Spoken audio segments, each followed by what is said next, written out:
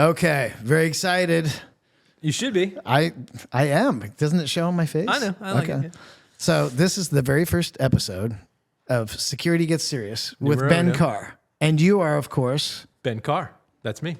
Ben Carr, newest addition to the Halcyon team. He is our advisory CISO. Ben, do you want to start out with just a little bit of bio about you, since this is your show and you're going to be the host? Sure, yeah. So, we're trying to keep it lighthearted, Anthony, right? Trying to keep a bit of humor in here. There you Ball go. goes flying. Yeah.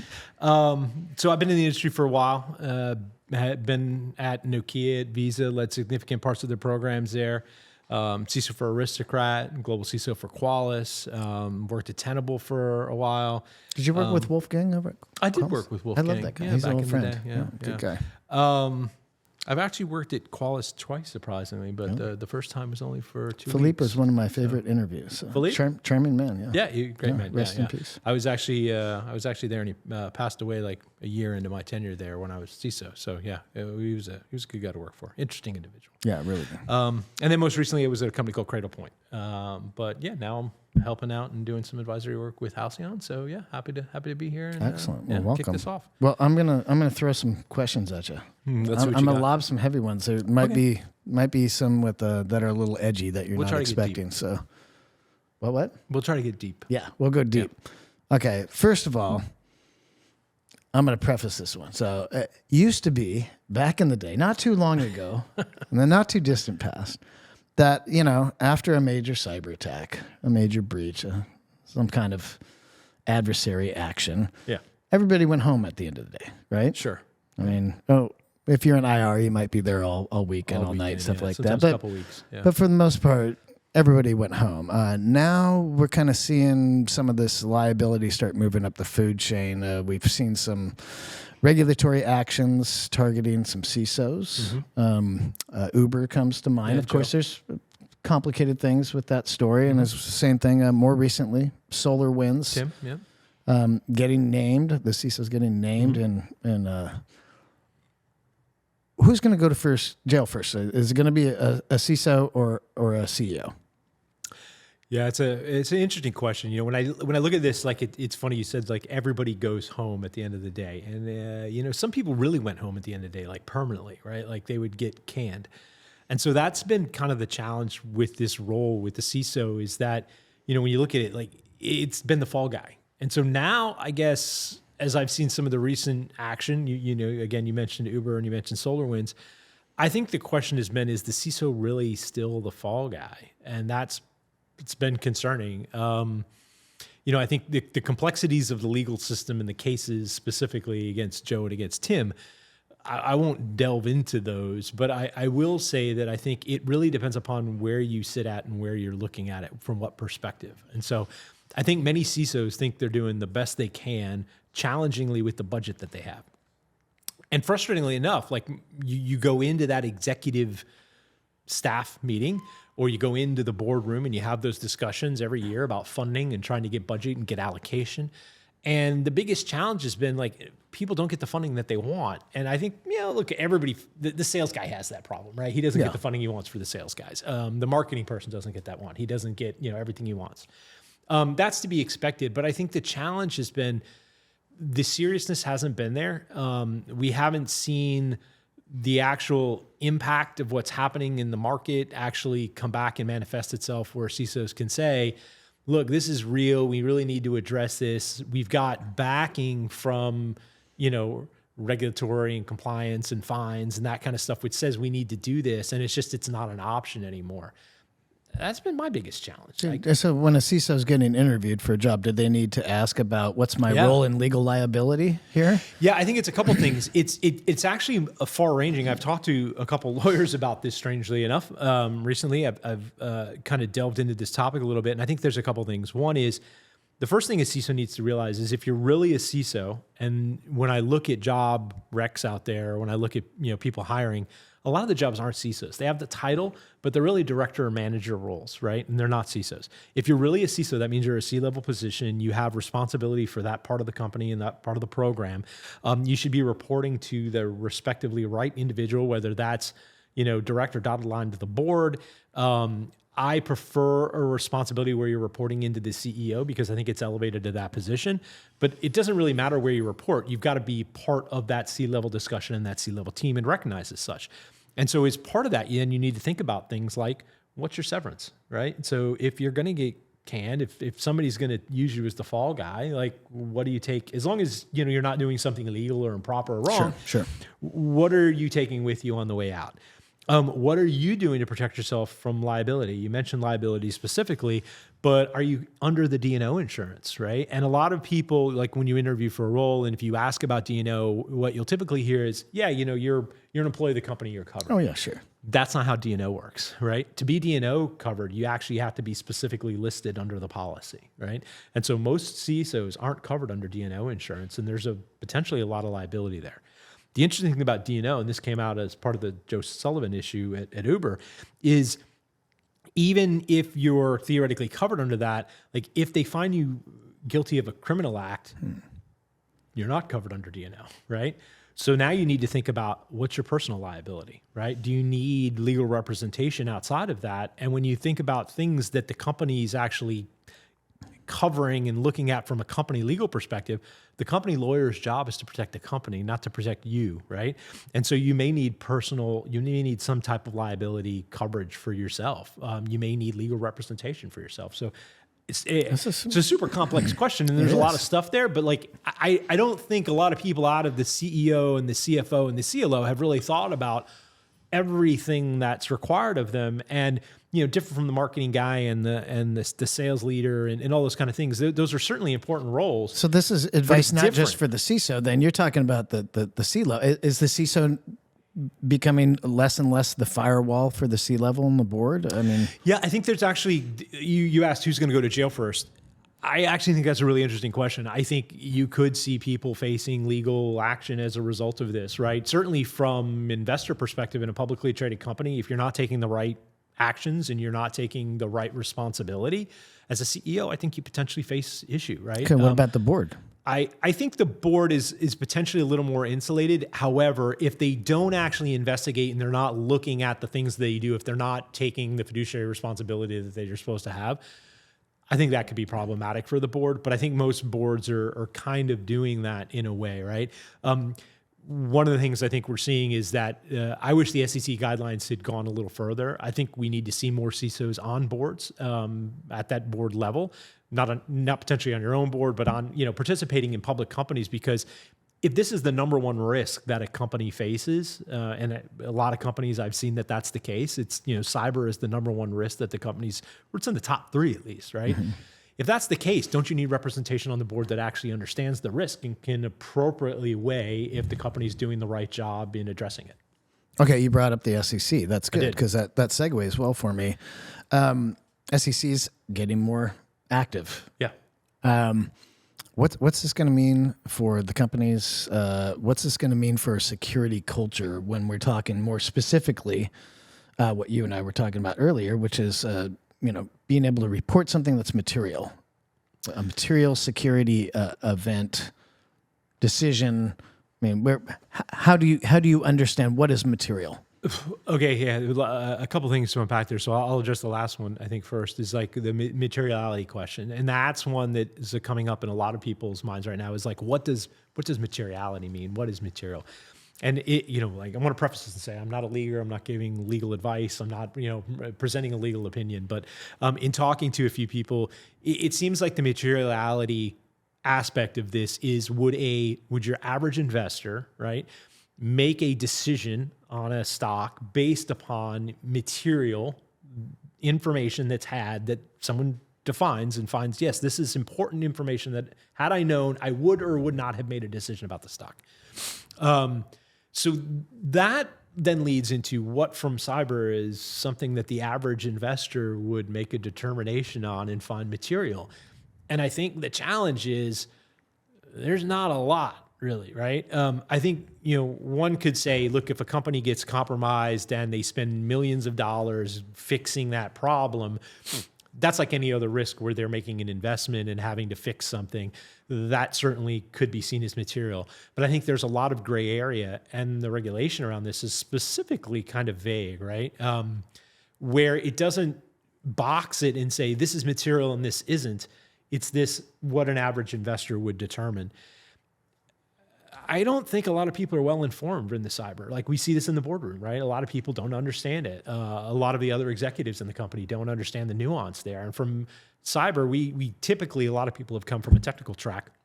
And being inside that technical track, there's a nuanced understanding of stuff. And it's hard to contextualize that in the way that the average layperson can understand. Much like you get an opinion from a doctor and they give you an average understanding. Someone who does a good bedside manner can make you understand that much easier than somebody who just talks in medical jargon and you can't understand whether you should make the decision or not. I think that's the issue with materiality. Who would decide whether an unpatched vulnerability would be rise to the threshold of being material, right? So I don't think in essence that an unpatched vulnerability in essence of itself is material, right? The failure of a company to take the correct action to have a vulnerability program and patch a vulnerability that then led to a compromise could be potentially material information, right? Okay. But again, your average investor probably isn't going to understand what a vulnerability management program even is. Exactly. Right? What they're going to want to know is, did the incident that happened, did you not follow procedure? Did you not follow policy? Did you not adhere to things that you were supposed to do?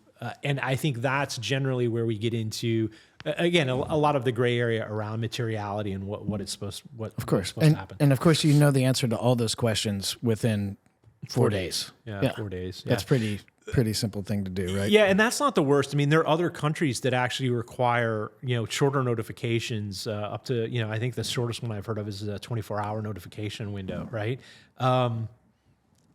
Not much is known even in a 4-day window about what's going on. Now, you may know something happened, and I think the expectation of the SEC when you're giving your statement, when you're making that publication, is to basically say something happened. We don't know the full extent. Further information when it comes, right? It's interesting because I believe when and I love Okta, not picking on them, but they were made some headlines last year with some security events and stuff. And I think that knowing some people over there, the CEO did their best to kind of be transparent, give information as they had it. And they just their stock got pummeled. They kind of got beat up as looking like they don't know what's going on. But, their best effort was to try to just be forthright as they had the information. So are things like this, or are things like the SEC regulations, more pressure being, and potentially liability for the C-level? Is this going to put downward pressure on the security programs and kind of negatively impact security culture? All the advancements we've made of trying to get a voice at the board level over these last 10 or 15 years? I think it has this. I think there's good and bad to everything, right? I think on the positive side, I think it does elevate the position of the CISO a little bit. We're starting to see those discussions. We're starting to see companies have a greater reliance on that. It's still a little patchy. It's few and far between. I think some of the pressure that came out, especially after the SolarWinds thing, was this concern of do we go dark on some of this stuff? Do we not report up on some of this material? And I think that's counter to what the SEC is actually trying to go to and what good practice would actually say. I think the devil is in the details, and it's on the saying things that are correct, being transparent, right? And not saying things that are maybe not all the information, or maybe not all the correct information, right? So you have to be very clear on that what you're saying is actually correct and valid information, right? And also balancing on the underlying issue of materiality is it actually material too? I think there might be we've seen this a little bit in some of the recent notifications that came out after the ruling, is that people have a tendency to over communicate now, right? And publish information about being material when it might not necessarily be material. And if you go back to the initial materiality where it came from, there was some discussion around this, and there's some legacy around it that actually says you shouldn't really communicate things that aren't material because you're also potentially causing concern and churn with the average investor. If they're getting information that they think is material, but actually isn't really material to this, it could cause unintended consequences, right? And the materiality is generally vague and intentionally so. And I think that's part of the problem is people don't know what to do yet. And I think we're going to need to have some actual cases that actually happen that go through this to kind of define some boundaries. So we need some investor education along with this regulation? I think that'll only happen on the institutional side. I think with the individual investor, if you're investing personally in stocks, you're in the cyber arena, you're going to have some information that indicates to you whether things are good or bad, right? The average investor, they're not going to have that and they're not going to know. So I think it's only going to happen on the institutional side where they're going to become potentially more informed. But I think what needs to happen is on the company side, both the rest of the C-level executives and the SEC and the board need to understand that they're going to have increased oversight and treat the risk a little more seriously. I think they have in the past. Okay, interesting. So do you think this kind of invigorated regulatory environment that we're starting to see a lot of class action lawsuits coming up from folks who've had their data exposed? I think it opens the window more, right? I think it's, look, in any industry, you're going to see ambulance chasers on certain things, right? And I think on this side, you'll see that people will necessarily chase the potential for a lawsuit and a class action on this. Again, I think it's going to take some balancing out where you're going to see some things that are going to be valid and some things that aren't. And we're going to need to find out what the norm is, right? Because again, what came out from the SEC wasn't as concrete as I think a lot of CISOs wanted and were hoping for. And I think until we get that guidance, until that happens, until there's more specifics that we see, either manifesting out of litigation or court cases or increased regulation, I think it's still going to be a little bit murky. So whether it's legal liability or more regulations, more punitive regulations and stuff, is that going to ultimately help or hurt security programs? That's a good question. I think that's why I'm here, Ben. I think there will be some areas where there's some negativity out of it because I think that there's going to be a hesitancy for people to want to expose themselves. But I think the positive side is we're having these discussions. It's getting more visibility. CISOs are understanding that there's a complexity to this. I think, look, some CISOs are figuring out, do I stay in the game? Do I determine to go into consulting? Do I determine to go into the vendor side? Do I determine to somehow get out of the butt in the seat running a program because there's too much risk for me, right? I've done what I want in my career and it's time to retire. I think we're actually seeing some of that. The problem is then, what are you getting on the backside of that? Are we getting people who are pushed into roles before they're ready? Are we getting people who are, taking the role because they want the title of CISO but don't understand the level of responsibility and aren't thinking about things like severance and liability and D&O insurance and all that? Do we see more issues? So mixed bag, I guess, is the best thing I could give you on that. Okay. And then, good, more legislation? That's got to help Never things. a fan. That's been one of the things that I've struggled with a bit because I think, unfortunately, it does seem like the only thing that's going to change is increased legislation. Although, I'm never a fan of increased regulation or legislation. It just makes the world more complex. Can they craft guideline? Yeah. Checkbox security has certainly helped security a lot. Can they craft legislation that helps incentivize the market, incentivize vendors like Halcyon, incentivize innovation? I think they could, but again, it's now more you're going to talk carrot than about stick? Educating legislators. Right? I don't think I've seen a lot of instances of that happen. I think Will Hurd is the only legislature. I was going to reference the same thing. Yeah. There are a couple out there. I think it has risen to the level of concern. But again, that becomes, is it a concern enough for the voters where they're willing to vote somebody in because that's something that they're taking on? It's a good question. Okay. So ransomware attacks. Yes. Getting very, very serious now. In our other podcast that I hope you all tune into, we covered this subject a little bit. When does it rise to the threshold of terrorism? And I use this analogy before. If a gunman goes into a hospital, prevents care from being given, demands money, that's...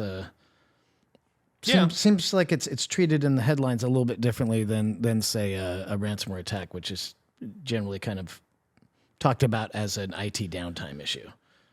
Yeah. I think it's a different level of criminality for sure. I think if somebody walks into any facility with a gun, there are different criminal statutes that apply to that than say ransomware. I guess my concern is, and I've thought about this for a while, like the whole terrorism component. It's challenging because terrorism, and we talked about this, like you said on the other podcast, is well defined as having kind of a political bent to it. So somebody walks into a hospital and says, I need money. That's not the same as somebody who walks into a hospital and says, hey, I want these political prisoners released. And so I think that's kind of the same here. Is if this is what a lot of people need to understand is ransomware is a business. It's a for-profit industry. These are very successful startups that are out there, right? They're well funded. There's a profit motive here. And so because of that, because they're treated as business, they're going to keep doing this while there's motivation. This is certainly a disruptive industry. It's very disruptive. But the question now becomes like, okay, because you're doing that activity and the result is a patient dies in a hospital, is it terrorism? I don't know if it's terrorism because I don't even know that the intended consequence is to cause a death. I think the intended consequence is to get profit. And as an unintended consequence, somebody died as a result of that, right? Now, again... well, if they're leveraging the urgency, right? And to an extent, but not leveraging... for political gain. That's true. But so now that's it's a distinction without a difference necessarily, but that's... From a legal side, like if you're trying to think about how to legally, split the baby, that's the split the baby is. It's not for political gain. Now, I guess what I've been coming to in thought process over a while is maybe there's some advanced way we need to think about this in the similar way to terrorism, but with a different definition, sure, right? But it has all the same type of impacts, right? If Colonial Pipeline had an unintended consequence of causing disruption to the supply chain for gasoline, right? And as a result, it has strategic interest. I would say that that's a different level of thing than somebody holding you up for 3 Bitcoin. Sure. But then we'd have to just maybe briefly touch on in my opinion, there's kind of 3 models of the ransomware, the Russian model, right? Which is the most prolific. There's the North Koreans, which is probably the only nation state that actually does it because they need the money. Yeah. And then the Iranians, which kind of like to, usually they drop a wiper, right? And then they're out. But they've also produced some ransom notes at times, sure. And kind of as a diversion. Because for a while they needed money, now they have better access to funds. I don't think they were following the North Korean model. I think it's a distraction. Yeah. You know what I mean? Yeah. I think look, there are different motivations for this, right? And so you have to treat the motivations differently in your response to them. But nonetheless, the outcome is still the same, right? I think there is a little bit of differentiation between things that are truly state-sponsored and things that are state-accepted, right? State-tolerated, state-influenced, maybe yeah, right? And it's sometimes, like one could say that it's probably the same actors in some cases, right? People turn the other cheek. They allow it to happen. They're like, yeah, we're not, as long as you don't do things that are going to be disruptive to certain things, and we'll let this go. But the question then becomes a problem of how do you go after it, right? I think that's one of the big things. So we talked about this in the other podcast, we certainly don't want this to get into a hot war over ransom, right? Ransomware. Mm-hmm. How do you address it? I still think there's really 2 ways to go after it. You either need to go after the actor itself, right? And create legal action against him, whether it's, U.S. extending some type of legal action, Interpol, collaboration of different organizations going after it, like with stronger end result than we've seen to date. Recently there were 2 people. Big takedown. There was, but 2 people, right? Yeah, exactly. So that will disrupt it slightly, but it will pick back up, right? But unless you go after it, we're referring to the Lockbit takedown for correct. reference. Yeah, Lockbit. Unless you do that in a larger scope and more seriously, and people say, because I think criminals either look, it's the juice isn't worth the squeeze, right? Like the reward that we're getting out of this isn't worth the heat we're bringing down on ourselves, which again, we talked about a little bit with Colonial. Maybe it rose out of that level because of the impact, right? Or you go after the backside of that and you say, look, it's illegal for anyone, any US citizen or company to make a ransomware payment, thereby taking away all the motivation for it. I think if you play the middle ground in between there, we're always going to have the problem, right? And so, I mean, that's good for companies in the cyber industry trying to produce solutions to fix this. But at the end of the day, I think from a country, from a global perspective even, right, we have to think of better ways to handle this. Well, even without law enforcement action, over the course of the year, we saw dozens of ransomware groups, platform providers appear, disappear, rebrand, retool, merge, cooperate. I mean, so a lot of mergers and acquisitions, exactly. A lot of affiliate and vendor and VAR programs in the ransomware side. I mean, that's again, it's a legit. It's not a legit. I almost said it's a legitimate business.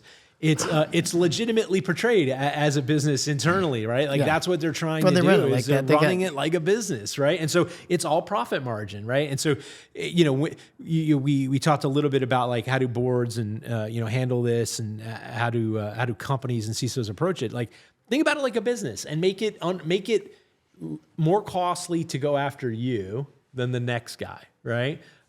And they're going to look at the lowest hanging fruit and figure out how to go after the easiest, accessible, largest revenue. Do we need more tools? I mean, is the law enforcement takedown of Lockbit or Hive, is that more effective than a say disgruntled affiliate who leaks the source code? It seems to have about the same effect. In fact, the source code being leaked seems to. Yeah, I think the more we do to remediate and fix problems that people are going to potentially exploit, we'll also help to solve the problem. I don't think that in the end, the FBI's takedown is great. I'm not saying don't do that. Like certainly do more of that, but I don't think it's going to disrupt a large percentage of the issue, right? We're going to see other actors emerge and take advantage of the same situation because the profit motivation is still there. It's still the same. Well, it's a criminal activity, right? Like you're not seeing drugs go away because, people say drugs are bad for you. Like the profit margin is still there. The drug trade still exists, right? Ransomware is still profitable. The ransomware problem still exists. Like, will we see more security products?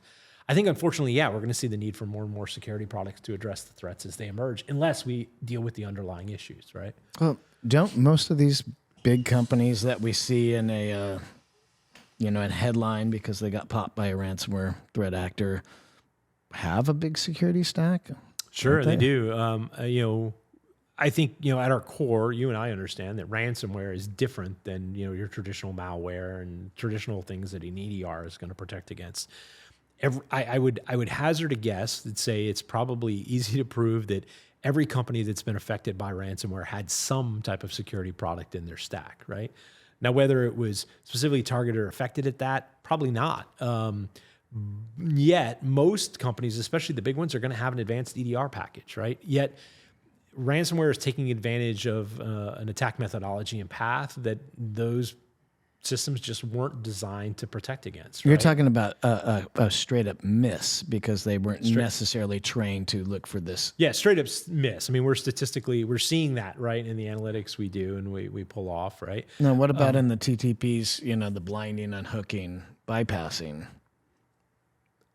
Yeah, I mean, it's like the fact that we're actually able to prevent other EDR packages from being turned off is like a testament to the fact that there is a vulnerability there. There is an issue there that is a potential problem, right? That's not being addressed.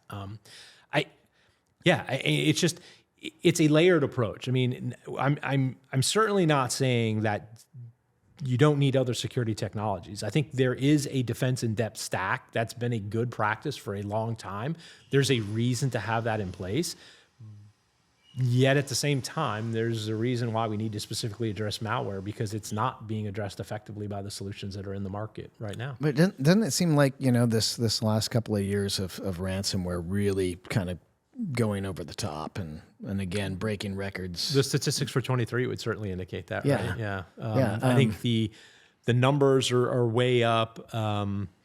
The number of affiliates for these ransomware actors, ransomware as a service, are way up. I think the value of the average ransomware incident, the payment, was double what it was in 22. There was a slight dip in 22, right? And people thought, oh, is it going away? Yeah, it's not going away. Is this a different conversation than the one we were having a couple of years ago? It's like, you don't want an APT in there that might be trying to steal your intellectual property and. Well, I think both are still valid, right? Like there's again a reason why you need to have a defense in depth strategy, because there's a lot of motivation and reasons why people do things, right? So there are certainly, if a large enterprise, a large global conglomerate, there are people who are trying to get at your data, right? At your intellectual property. If you are, in certain instances, nation state actors are going to go after certain companies, right? Because they want to grab a foothold. They want to maintain that foothold, right? If they ever need to take advantage of that. Ransomware is also, it's another thing, right? It's a profitable, security issue that they can try to take and exploit and advantage of. So I think it's not what do we focus on? It's how do we look at the entirety of the threat to an organization and how to figure out how to best protect, how to minimize the risk to that organization. Is ransomware going to be a good driver to help, force these conversations, force these changes in thinking, new strategies, and new defensive tooling? I think it certainly is in the short term, because we're seeing the amount of it, right? We're seeing the prevalence of it certainly go up, right? So I think it does require a new way to look at the problem, a new strategy. We have a technology that kind of addresses that. And so I think that will be something as people see that focus. And I think the reporting guidelines from the SEC are actually going to help that out, right? Because part of the problem has been the underreporting for a lot of security issues. And so it will be interesting to see if, as the reporting comes out to address this materiality issue, and again, we're only talking about public companies, like there are a lot more non-public companies than public companies, right? And so the non-public companies aren't under those reporting guidelines. Like, we have to think about that there's still going to be a large segment, but let's just look at public companies. As they start to increase that reporting, we'll be able to look at, I think, more information that categorizes a threat, and we'll be able to understand what's the percentage of ransomware in that reporting versus other things. And if we see that that's a very large percentage of it, I think you're going to see a large investment in solutions to address that problem in enterprises, because they're going to be forced to go that way. Do we have a good single source of truth for any of this information? We talked about a lot. What information specifically? Okay. So we obviously know that the ransomware numbers are hard to come by because, as you pointed out, the majority of companies are private. Yeah. Or to date, they've underreported, right? So yeah, it's data that we've been able, not we, but like we, the global we, data that's been able to be collected.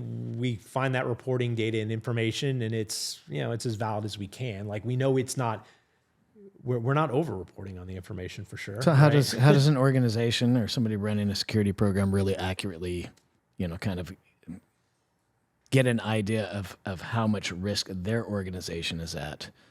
Because, of course, the risk is going to vary by industry vertical, company size. Company size, location, what your profile is like, right? How public you are. Something like Ukraine happens, and, are you materially participating or doing something related to that may bring you under additional scrutiny by actors who are involved in that conflict? Like, there's a whole set of variables out there that affect that. And I think each company, it's the job of the CISO, right? The CISO has, I think, transitioned a little bit from being a technical person who is under IT to being hopefully a enterprise level risk executive, right? And their job should be to basically put together an understanding for the company of what the risk profile looks like. Now, then it's up to the board or the other executives in the company to sit down and understand what the risk profile and tolerance is.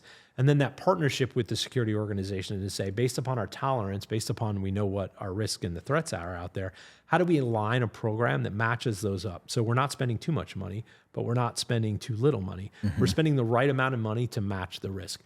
And I think that's a misunderstanding a lot of people, is that they always go in and think the CISO is saying, invest, invest, invest, invest, because I just want more money, more people, more budget.